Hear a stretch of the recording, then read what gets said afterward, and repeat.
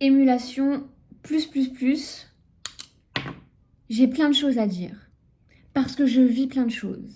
Parce que je donne l'espace à ces choses de vivre. Comme j'en ai parlé dans ma dernière vidéo. Mais là, j'ai envie de vous parler du phénix. Plutôt, alors le phénix, c'est un symbole. Et je crois que je vais davantage m'intéresser au symbole parce que le phénix est revenu plusieurs fois sur mon chemin. Non pas que j'ai vu des phénix dans le ciel, mais il y a une phrase en fait qui résonne en moi, qui a résonné en moi plus d'une fois, c'est renaître de ses cendres. Je renais une nouvelle fois de mes cendres. Il y a plein de choses à dire autour de ça. Il y a tout un univers. Vraiment, c'est...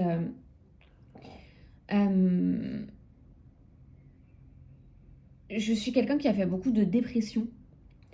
La première dépression qui a été diagnostiquée, j'avais 18 ans. Mais ça faisait des années que je souffrais parce qu'elle a été diagnostiquée à partir d'une tentative de suicide. Donc pour en arriver au moment de la tentative de suicide, il y a eu voilà, des années de souffrance avant. Bon, alors déjà, il y avait un mal-être. Voilà, au collège, je me scarifiais. J'ai commencé à toucher à l'alcool fort, fumer. Enfin, à 15 ans, je fumais du shit toute la journée. 15 ans, ouais, 15 ans, parce que c'est à partir du lycée. Dès qu'on était au collège, on était enfermés toute la journée, donc je fumais une cigarette en sortant, mais bref. Mais au collège, par contre, ouais, je me scarifiais. Donc un mal-être, une douleur, etc. Des événements, des trucs, et puis je plonge. Et à 18 ans, je suis diagnostiquée en dépression après une tentative de suicide. J'ai avalé une boîte de somnifères. En fait, à partir de 17 ans, mon médecin traitant m'a prescrit des somnifères pour dormir. À 17 ans, il n'y avait pas d'autre solution. Mais bon, j'avais depuis l'enfance des problèmes pour dormir. Chérie, je trouve que ça pose des questions profondes, quoi, et pas du tout physiologiques.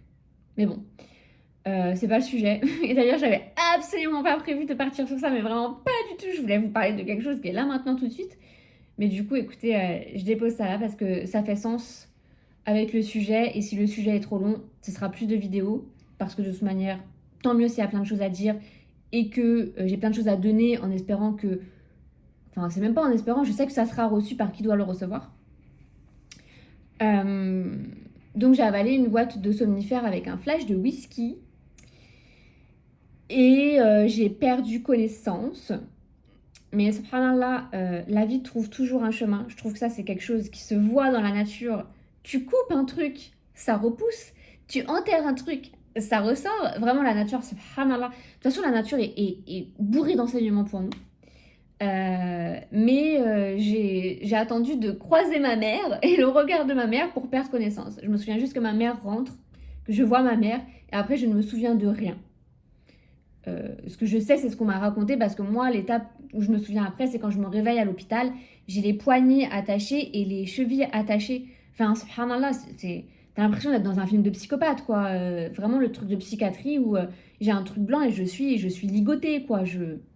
Bon, apparemment, donc ma mère a appelé une ambulance qui est venue me chercher et je me serais débattue dans tous les sens, refusant de me laisser faire à l'hôpital et c'est pour ça qu'on m'aurait attachée, mais bref. À partir de là, j'ai été diagnostiquée pour la première fois en dépression. J'ai pris des antidépresseurs pendant 1 an. Et je continue d'avoir un parcours extrêmement mouvementé. Je vis des choses quand même assez intenses. Et pourtant, c'est aussi intéressant parce que, par exemple, je pense 3-4 ans après, je vis une relation amoureuse violente et je sombre dans l'alcool. Alors, sachant que pendant toutes les années, moi, je fume du shit. Hein, c'est... Voilà. Vraiment, je n'avais pas prévu de raconter tout ça, mais bref. Mais dans cette relation violente où je sombre dans l'alcool, ce que je vis est quand même assez extrême. Je suis sous emprise psychologique et je reçois des coups physiquement. J'arrive à sortir de cette relation, mais je suis harcelée par la personne, etc. C'est vraiment... Et pourtant, à ce moment-là, je vais pas être diagnostiquée en dépression parce que je vais aller chercher de l'aide nulle part. Je vais vraiment me permettre de survivre.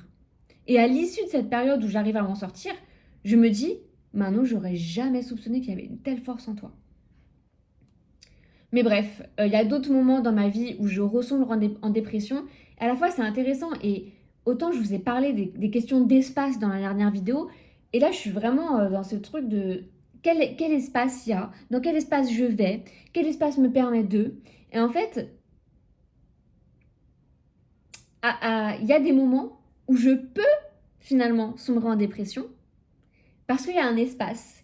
Mais si je suis seule et que personne ne va me tirer, je ne peux pas aller en dépression. Bon, après, c'est des dépressions qui peuvent se reporter dans le temps ou pas. Mais c'est vrai que j'ai eu des espaces euh, qui m'ont permis. Enfin, je sais pas. J'ai jamais pensé ça en fait. Donc là, je le dis, mais vu que c'est pas quelque chose que j'ai réfléchi, que j'ai creusé, que j'ai. Autant là, je vais déposer ça et juste après, je vais me dire non, mais c'était pas ça. Donc je vais pas trop m'avancer. Mais en tout cas, à force de ressombrer plus tard, plusieurs fois en dépression, j'arrive plus à manger, je perds le goût de la vie, je suis dans ma souffrance intensément. Ma souffrance fait corps avec moi, c'est moi.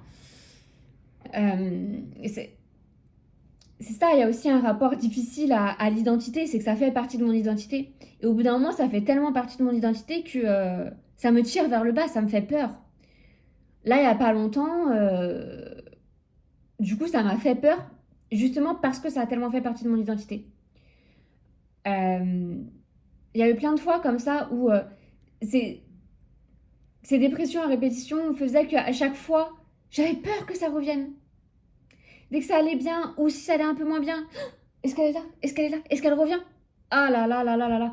Mais je pense que du coup, j'ai tellement souffert d'être au fond du trou et il y a tellement cette difficulté à remonter les pieds de l'échelle, pas les pieds de l'échelle, comment? Les barreaux de l'échelle petit à petit, que, euh, que dès qu'il y a des signes avant-gardistes,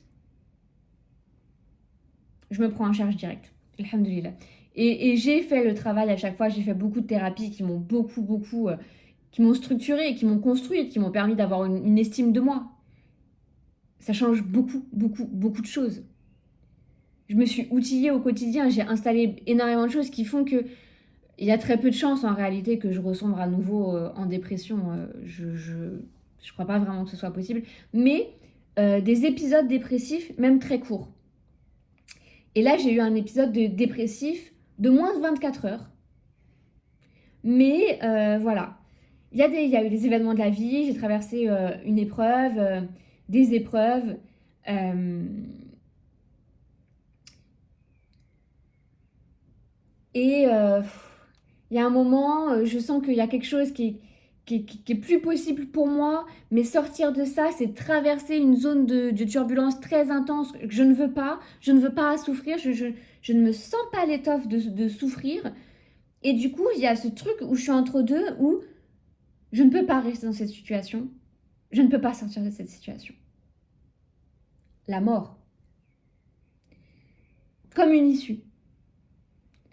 Euh, donc j'ai à nouveau flirté avec des idées sombres de purée, mais la mort, quoi. Même si je sais que je vais pas passer à l'acte, le rapport à la mort est quelque chose qui m'a énormément suivi, qui est beaucoup moins présent dans ma vie qu'avant.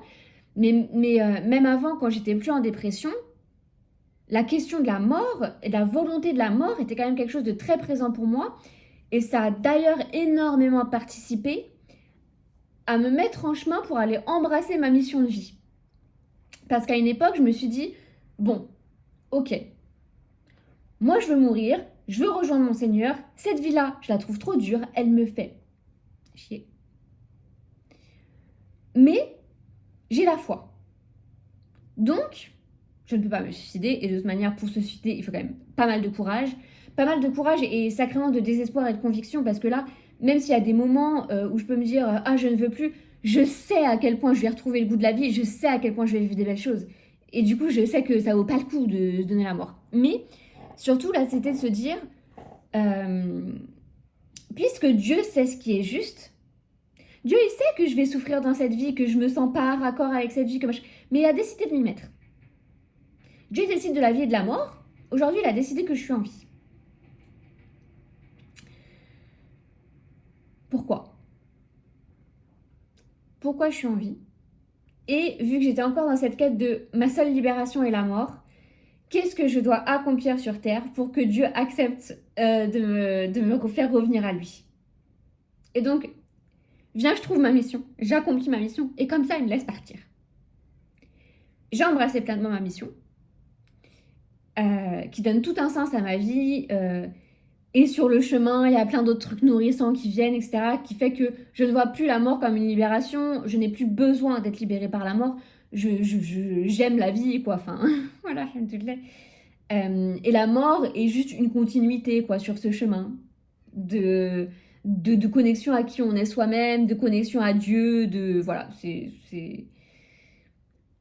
La mort, elle est dure pour ceux qui restent. La mort, c'était pas du tout la thématique de ma vidéo. Mais bref. Tu vois, ça vient comme ça vient. Et alhamdoulilah, c'est le vivant. Il y a quelque chose dans ce jour-là, de ces moins de 24 heures où... C'était pas tout à fait dans ces 24 heures, c'est un peu après ces 24 heures.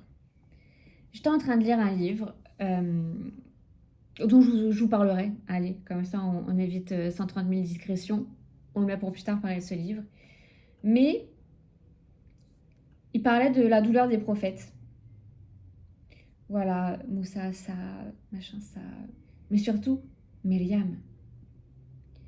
Myriam, Marie, dit dans le Coran, et il n'y a pas longtemps en plus, j'avais participé à une assise où on a parlé de Myriam, beaucoup, et donc de tout ce passage. Je ne sais même pas si c'est dans la sourate Myriam.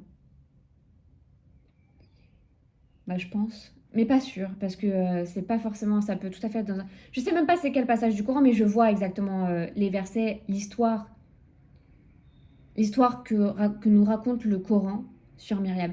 Et c'est ça aussi qui est très intéressant dans le Coran, c'est que ça nous raconte des histoires.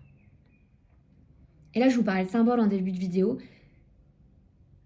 Je me sens appelée à aller vers les symboles, à aller vers les images, à aller vers les histoires. Je sens qu'il y a quelque chose de porteur qui va m'animer beaucoup là-dedans. Et que j'ai pas pénétré jusque-là. Parce que je crois que les symboles, les images et les histoires nous demandent de ressentir, d'être dans le corps. Et que moi, je suis énormément dans le mental et l'intellectualisation. Mais dans ce chemin aussi que j'arpente ces derniers temps, il y a aussi vraiment comment je quitte l'espace du contrôle et du mental pour aller dans l'espace de la vie et du corps et de ce qui se ressent. Qu'est-ce qu'elle dit, Myriam, dans le Coran, subhanallah? Elle dit « J'aurais préféré être morte ». Et elle dit, alors je sais plus les mots, mais l'essence, vas-y j'écris le mot, essence, E-2-S-E-N-C-E. La dyslexique. Oui, je dois faire le C comme ça pour être sûre que c'est comme ça qu'elle s'appelle cette lettre. Bref, chacun ses difficultés et ses facilités. Qu'elle aurait préféré être morte et totalement oubliée. C'est-à-dire qu'elle est morte, mais personne ne pleure sa mort. Comme si elle n'a pas existé. Et ça, c'est un truc aussi, je pourrais jamais me suicider parce que des gens m'aiment. Et je pourrais jamais affliger ça aux gens que j'aime. Enfin, qui m'aiment, mais que j'aime aussi. Je pourrais jamais leur laisser avec cette culpabilité, ce regret, c'est terrible. Et donc, j'aurais préféré être morte et totalement oubliée. Mais en fait, c'est hyper fort. J'aurais préféré mourir, j'aurais préféré être morte. En fait, c'est exactement ce que je ressens dans ces moments où je suis comme paralysée, où la douleur est trop intense, le choix, les décisions sont trop dures, je suis paralysée, figée, je ne peux rien faire de cette vie, je ne peux rien faire dans cette vie, je suis inapte, je m'éteins, mon issue, la mort. Parce que la mort correspond du coup à cet état de paralysie totale dans lequel je suis, où je ne peux pas faire un pas ou un autre parce que les deux sont souffrance. Et là, je me sens... Je suis là à ce moment-là, au parc, le lendemain de cet épisode dépressif, et je lis ça. Myriam, j'ai une résonance. en elle, en la femme qu'elle a été, mais en l'archétype aussi qu'elle représente. Archétype, image, symbole, histoire, archétype. On va aller dans tout ça.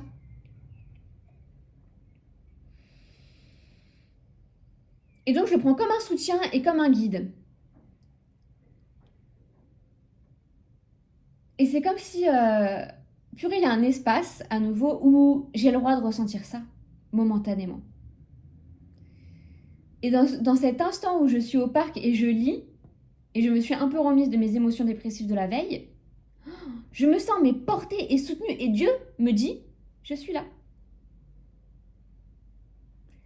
Subhanallah. Et du coup, ça me reconnecte à une foi et à une gratitude profonde.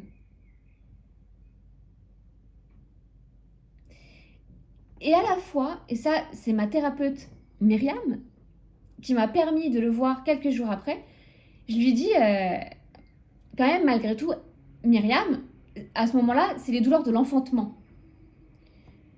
Pour ceux qui ne connaissent pas du coup l'histoire, elle va accoucher, elle est seule, elle est cachée.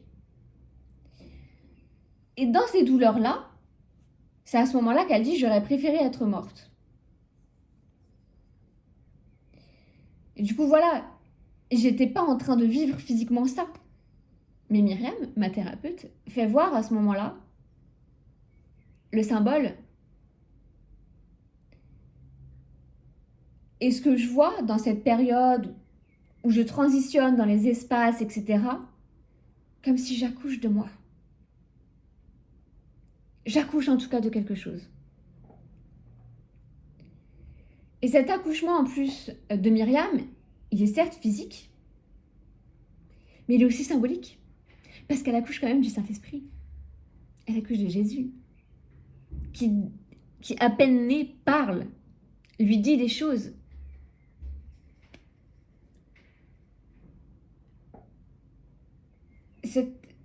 Du coup, l'accouchement, oui, se fait dans une douleur. Il se fait dans une douleur et je regarde ce dont j'ai accouché. C'est ça qui va me parler. C'est ça qui va m'enseigner. C'est ça qui me dit tout. C'est là qu'il y a le souffle divin. Et du coup, quand je vous dis le phénix renaître de ses cendres, alors là, c'est comment dire, très rapide, quoi. Bon, c'est très rapide. J'ai eu des semaines et des mois où il y a eu des choses, voilà, qu'on travaillait à l'intérieur de moi, en rapport à ce qui se passait dans ma vie. Il y a des mois de quelque chose d'épuisant, qui est en arrière-fond, qui est machin, qui dans des moments prennent une ampleur plus forte, plus intense émotionnellement, etc. Mais quand même, c'est vrai que j'ai pas eu une dépression comme j'ai pu avoir à l'époque, etc. Mais à chaque fois que j'ai fait une dépression, à chaque fois que j'ai réussi à remonter la pente et en sortir, waouh,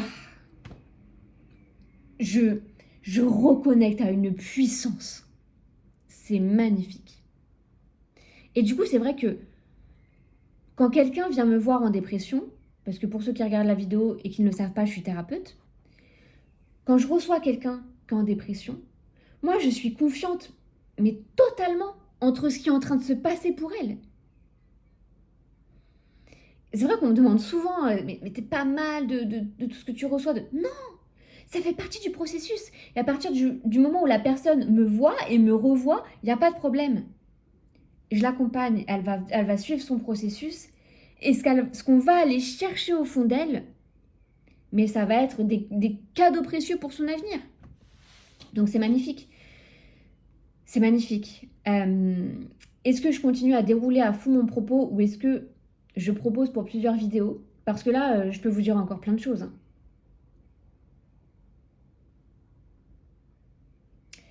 Je crois que ça va être bien pour cette vidéo. Je vais peut-être vraiment ce côté renaître de ses cendres. Il y a des choses qu'il faut laisser partir. Et ça peut être douloureux. C'est pas facile. Et quand on laisse partir des choses dans sa vie, ça veut dire qu'on laisse partir des choses de soi. Et c'est ça qui est difficile, c'est de renoncer à ces parts de soi. Mais il y en a besoin pour faire de l'espace à de nouvelles choses. Et là, vraiment, ces perturbations, ce, ce feu, mais pas ce feu qui m'anime, ce feu qui éteint. Non, j'ai même pas vraiment senti le feu, hein. C'est plus dans... C'est pas le feu. C'est quelque chose qui s'est consumé. Quelque chose qui s'est consumé, qui s'est éteint et qui est réduit en cendres. Une fois qu'il y a ces cendres, c'est là... Qu'est-ce que je touche qui me reconnecte à la vie, au vivant, à la foi, à la gratitude profondément. Et du coup, en étant connecté au divin, dans un moment comme celui que je viens de vous décrire, mais dans plein d'autres moments, parce que je suis reconnaissante, malgré tout, de la manière dont les choses me sont facilitées. Je suis reconnaissante parce qu'à peine j'entends le chant des oiseaux. Et cette manière de connecter au divin me permet de connecter à ma part divine. L'inverse est vrai, je connecte à ma part divine, je connecte au divin. L'un et l'autre se nourrissent, et c'est pour ça aussi quand on dit connais-toi toi-même et tu connaîtras ton Seigneur, ça va tellement de pair. Je veux dire, plus je fais vivre le souffle divin en moi, plus je suis animée dans ma foi. Mais faire vivre ce souffle divin, et donc être en connexion avec le divin, c'est être pleinement soi qui on est. Cette essence et cette singularité. Mais du coup, des fois, il y a aussi besoin de passer par des épreuves, par des états dépressifs, etc. pour émonder le palmier, enlever les branches qui ont besoin d'être coupées pour qu'il y ait les nouvelles qui repoussent. J'espère que cette vidéo vous aura parlé. Si vous traversez un épisode difficile, douloureux, moi je vous invite 1 milliard de fois à vous faire accompagner par une personne où vous sentez que vous avez de l'estime pour cette personne. Vous avez de l'estime et cette personne va être comme un puits dans lequel vous allez aller chercher quelque chose, des ressources. Et surtout, alors déjà, ça permet d'aller en profondeur, ça permet de trouver des éléments pour rebondir, ça permet de se nourrir, de grandir, de vraiment... Donc il y a vraiment ce truc élévateur, moi je trouve, dans le fait d'être accompagnée, et je l'ai beaucoup été dans ma vie, et c'est pour ça que je le revendique autant. Je l'incarne, je le sais, je l'expérimente, ça vient vraiment de cette expérience qui m'anime, quoi, et qui fait sens, qui fait corps, qui bref. Mais aussi, c'est dangereux de rester seul et de s'isoler quand ça va pas. On risque d'autant plus de s'enfoncer et c'est tellement plus dur de remonter la pente quand on s'est enfoncé. Restez pas isolé quand vous êtes dans des états dépressifs. Ça peut être des membres de votre famille, ça peut être des amis, et si c'est pas le cas, de trouver d'autres liens de connexion. Bon, vraiment, thérapeute, psychologue, coach, ce que vous voulez, mais un espace dans lequel vous pouvez déposer tout ce que vous vivez, tout ce que vous traversez, et donner du sens, parce que le parcours de résilience, c'est donner du sens à ce qu'on vit. Et moi, la quête de sens, la question du sens, c'est quelque chose qui m'anime profondément. Et quand je donne du sens aux choses, quand je reçois le sens de certaines choses, mon corps devient plein. C'est-à-dire que le sang remplit mon cœur. Les choses prennent de la prestance. Prestance, c'est ça qu'on dit? Je crois pas que c'est le mot que je cherchais.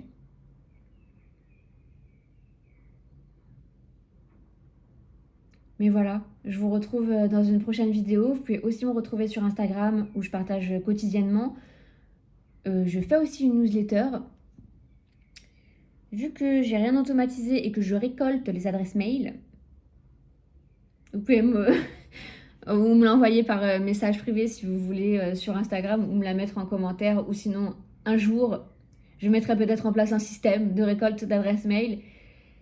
Mais à la fois ça me parle pas plus que ça. Je suis dans un espace où j'ai envie de faire les choses comme ça humainement, naturellement, et peut-être que les gens qui vont travailler avec moi, qui vont accéder à ce que je fais, c'est pas accessible en comme ça, mais ça veut dire que vous avez vraiment envie de venir vers moi et que du coup, ce point de rencontre, il sera engagé des deux côtés. Au plaisir de vous retrouver.